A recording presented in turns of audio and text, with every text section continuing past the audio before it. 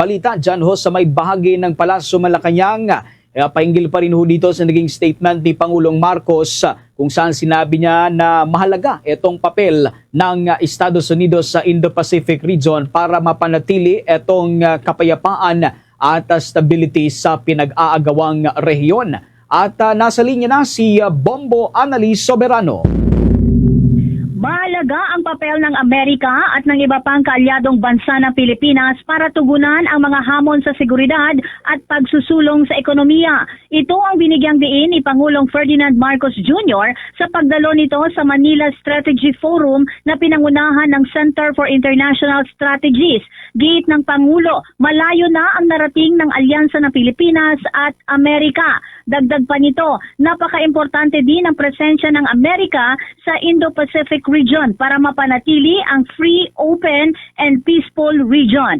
Ayon sa Presidente, itinataguyod din ng Philippine-US Alliance ang rule of law, partikular ang pagpapanatili sa peace and security and prosperity. Una nang binigyang diin ni Pangulong Marcos, handa ang Pilipinas makipagtulungan sa mga neighboring countries, lalo na sa China, sa kondisyon na respetuhin nito ang sovereign rights ng bansa at ang jurisdiction nito dahil hindi ito negotiable.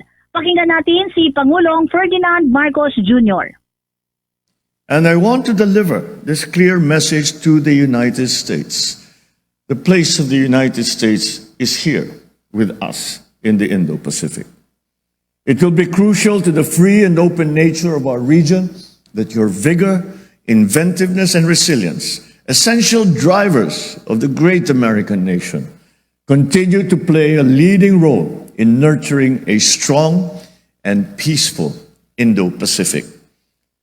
That being said, I would like to make 3 points to characterize Philippines-United States relations as they stand. First, the Philippines-United States alliance serves the regional interest of upholding the rule of law and maintaining peace, security, and prosperity. Samantala, hanggang sa ngayon, hindi pa rin mamatay-matay ang issue na palitan sa pwesto si House Speaker Martin Romualdez. Ito ay kasunod ng pagpalit sa liderato sa Senado. Isang reliable source mula dito sa Palasyo ng Malacanang ang nagsabi sa Bombo Radio na wala silang naririnig na alingas-ngas na papalitan sa pwesto si Romualdez. Una nang dinipensa ni Pangulong Ferdinand Marcos Jr. si Speaker Romualdez matapos pangalanan ng mga na umano'y tumatanggap ng Standard Operating Procedure o SOP o ang kickback. Sabi ng Pangulo, posibleng biktima lamang si Speaker sa name dropping ng mga individual na nais kumita ng pera.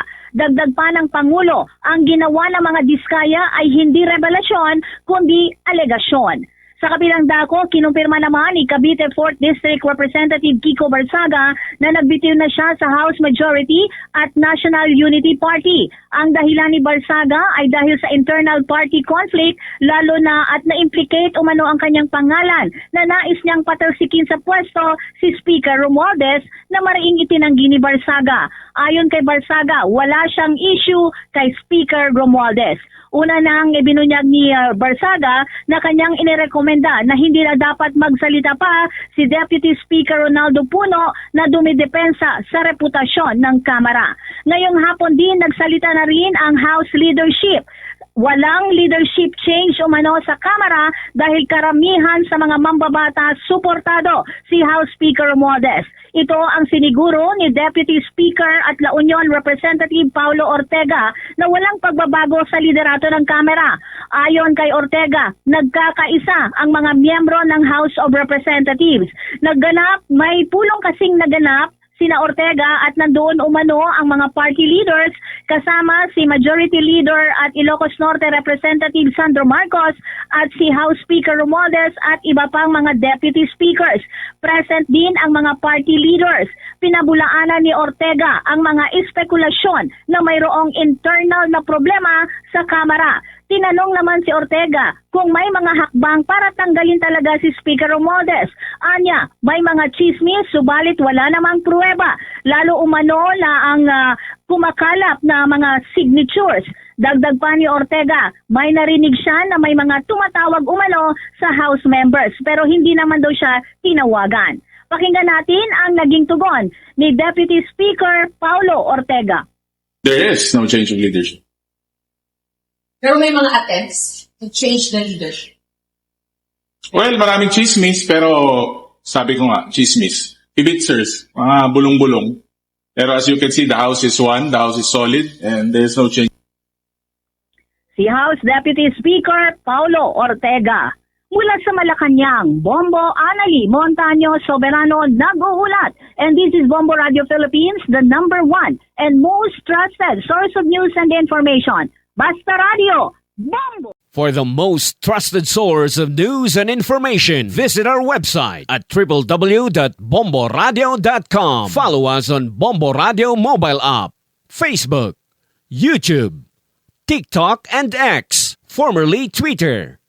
Like, share, and stay connected. Anytime, anywhere.